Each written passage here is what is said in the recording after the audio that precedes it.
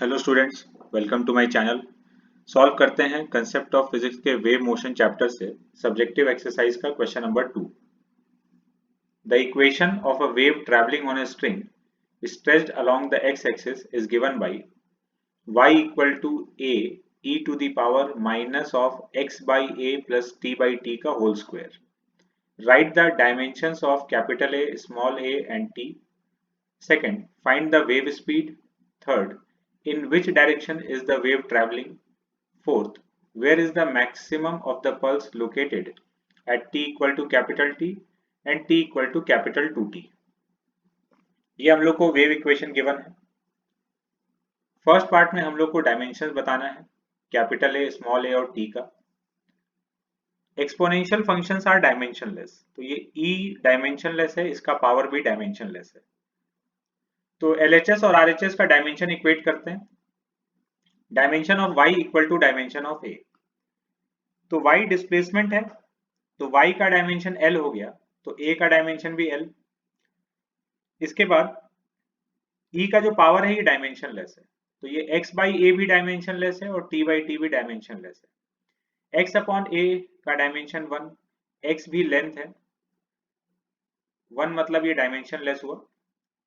तो dimension of a equal to dimension of x and dimension of x जो है वो l है, तो स्मॉल a का डायमेंशन भी l आ गया। t अपॉन t ये भी डायमेंशनलेस है, तो t by t equal dimension of t upon dimension of capital T equal to 1 लिखते हैं। इसका मतलब m0 l0 t0 मतलब डायमेंशनलेस। तो स्मॉल t का डायमेंशन और कैपिटल T का डायमेंशन सेम है, तो ये t जो है ये टाइम है, तो कैपिटल T का डायमेंशन टाइम का डायमेंशन हो गया। सेकेंड पार्ट में हम लोग को कैलकुलेट करना है वेव स्पीड। तो ये स्टैंडर्ड वेव का इक्वेशन है t plus x by v. तो हम लोग इसको इसी फॉर्मेट में लिखने का कोशिश करेंगे और x के नीचे जो भी आएगा वो वेलोसिटी हो जाएगा। तो इस पूरे इक्वेशन में से हम लोग t को कॉमन ले रहे हैं, t को कॉमन निकाल लेंगे, कैपिटल T को बाहर कर लेंगे, तो ये हो जाएगा small t plus T x by A का होल स्क्वायर। इस कैपिटल T को नीचे ले आएंगे, इस तरह से लिख सकते हैं इसको।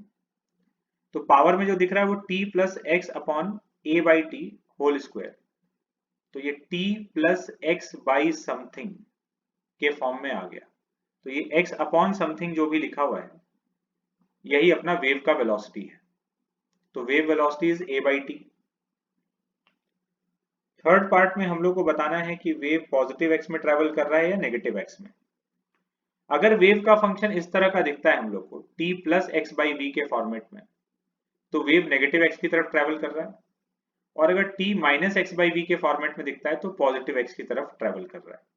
तो अपना जो फंक्शन है वो t प्लस एक्स वाला है, इसका मतलब वेव का ट्रेवलिंग नेगेटिव x की तरफ है। फोर्थ पार्ट में हम लोग को बताना है कि दो अलग अलग टाइम दिया हुआ है, t equal to capital T and t equal to 2 times capital T। इन दोनों टाइम पर वेव पल्स का जो मैक्सिमा है वो कहां पर है। तो ये जो वेव पल्स है इसका y का मैक्सिमम वैल्यू कैपिटल A के बराबर हो सकता है। तो किस जगह पर ये मैक्सिमा लोकेटेड है दो डिफरेंट टाइम्स पर।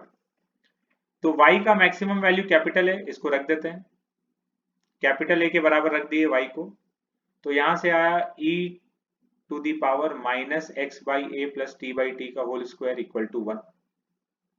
ये वाला एक्सप्रेशन 1 के बराबर आ गया, और अगर ये 1 के बराबर है इसका मतलब जो पावर है वो 0 होना चाहिए। तो x by a plus t by t equal to 0, x का वैल्यू आ गया minus a t by capital T. तो हम लोग से पूछा था कि t equal to capital T पर ये कहाँ होगा, तो इसमें t equal to capital T put कर देंगे तो x का पोजीशन आ जाएगा माइनस ए, मतलब t equal to capital T पर x equal to minus a वाला पॉइंट अपने मैक्सिमा पर है। t equal to 2 times capital T put कर देंगे इस इक्वेशन में, 2 टाइम्स कैपिटल T रखेंगे तो x का वैल्यू -2 है, मतलब इस टाइम पर x इक्वल टू -2a वाला पॉइंट अपने मैक्सिमा पर है।